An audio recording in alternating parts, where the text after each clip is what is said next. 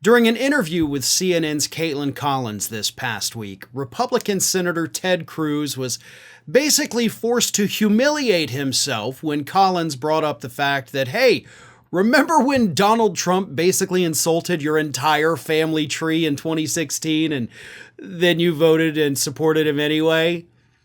And Ted Cruz was visibly, kind of taken aback by the comments. He didn't think he was going to have to rehash what happened 8 years ago.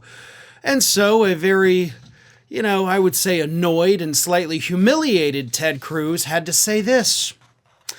It was a rough and tumble race. I will say Donald Trump and I have a different relationship than most people in Washington because in 2016 I fought him repeatedly.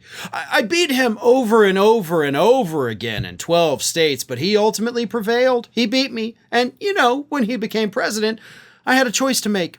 I could be pissed. I could be pissed off at what he'd done, but if I was going to do that, he'd just been elected president and I've got a job. I've got a job to represent 30 million Texans. And frankly, if I was going to let my hurt feelings make me say I'm not going to work with you, I needed to be prepared to resign my job and go home. And I made a decision then. I got on a plane. I flew to Trump Tower.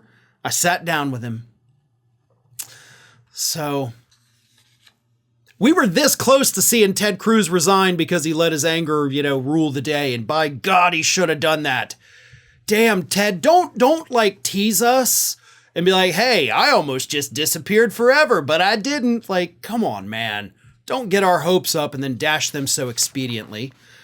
But to that, Caitlin Collins reminded him, she said, well, they targeted not just your dad, but also your wife. I think a lot of people sitting at home would say, well, that's pretty cynical. I mean, this is someone who attacked your own members of your family. And what we learned from this testimony is not only did Donald Trump know about it, he coordinated it.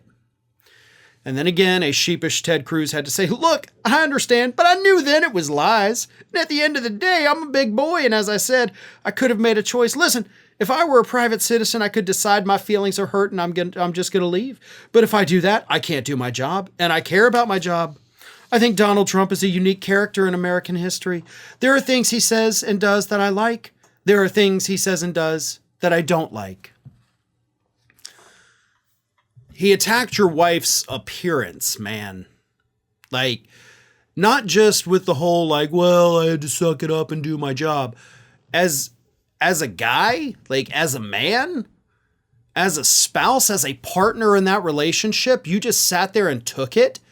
I mean, honestly, Caitlin Collins shouldn't be interviewing Ted Cruz about this. She should be interviewing Ted Cruz's wife. That is the person whose opinion on this I would love to hear.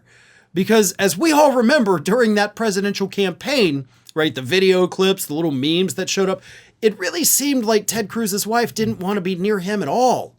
So maybe that's why. Maybe he wasn't sticking up for her enough. Maybe she thought, hey, I know I can fight my own battles, but at the same time, it's nice for you to not bow down to the guy that basically called me a dog. But Ted Cruz gonna Ted Cruz, right? He flew to Trump Tower, he made amends, and then, of course, we got that wonderful photograph of the very sad Ted Cruz on the telephone making phone calls for Donald Trump. But the rest is history. Ted Cruz decided to, like so many other Republicans, bend the knee and became another loyal lapdog to Donald Trump. Hey everybody, I don't know if you've noticed this, but we are closing in on a pretty major milestone here at Fair and Balanced as we approach 500,000 subscribers.